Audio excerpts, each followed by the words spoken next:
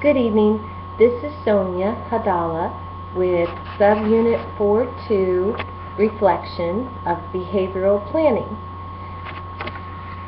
When planning for child's intervention for his or her behavior, we need to realize that it benefits their future social success in school and adulthood, and thereby enables their ability to be open to the learning experiences that are coming their way in the future.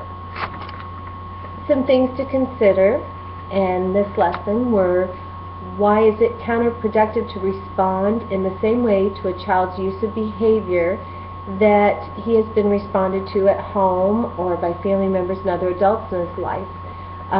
Usually the child has learned through a repetitive pattern that when they behave a certain way, they get a certain response from the significant adults and family members in their life. If teachers learn not to respond to that pattern the same way and stay persistent, it will eventually break the pattern and encourage the new behavior. Of course, that new behavior has to be taught, so the child is given an opportunity to learn that skill. Sources of information I would gather in my classroom that would help lead to an individual behavior plan would include the 6 steps of behavioral intervention.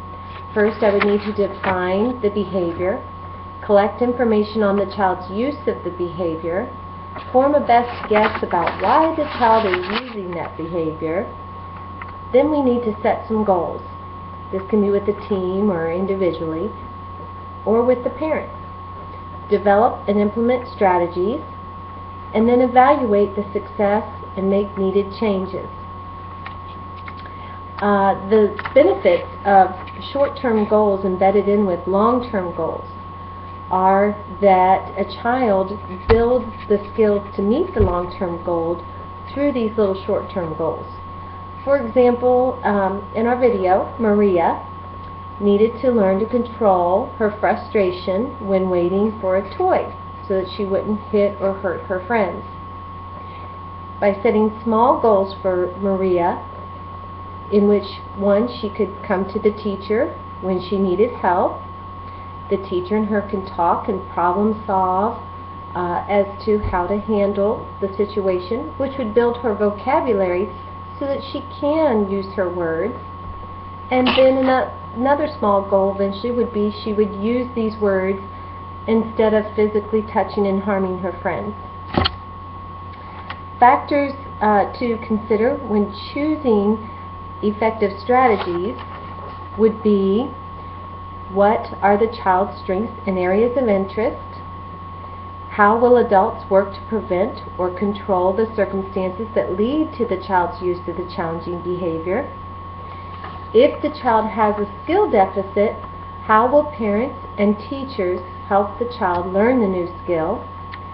And if the child has a performance deficit, how will parents and teachers help the child control the factors that make it difficult for him to use his skills?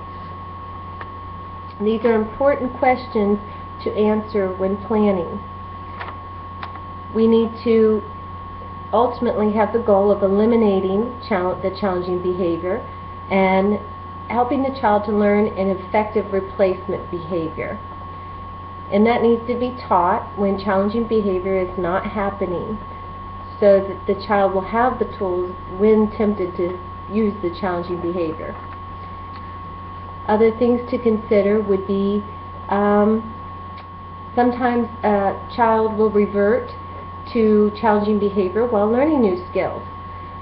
Oftentimes a child will appear to be getting worse instead of better, and this does not indicate that it's not working necessarily, but it may be the start of the new skills working. It will require patience, because as the child is learning these new skills, they do sometimes revert back to the old challenging behavior, and it takes time for the child to learn that the replacement behaviors will lead to more positive play experiences. So teachers need to be persistent and patient. It usually takes between 2 to 6 weeks for the implementation of strategies to begin seeing results. And then you can reevaluate that at a designated date and time that you've set with your team members or the other adults and family in the child's life that you're working with. And that the progress should be recorded during that 2 to 6 weeks so that we can see where the child is going and has come from. All of these things together work to help us implement planning, behavioral interventions, and teaching children new skills in which they can take on into their future school years and adult life. Thank you for this moment, and we'll see you all on the next reflection.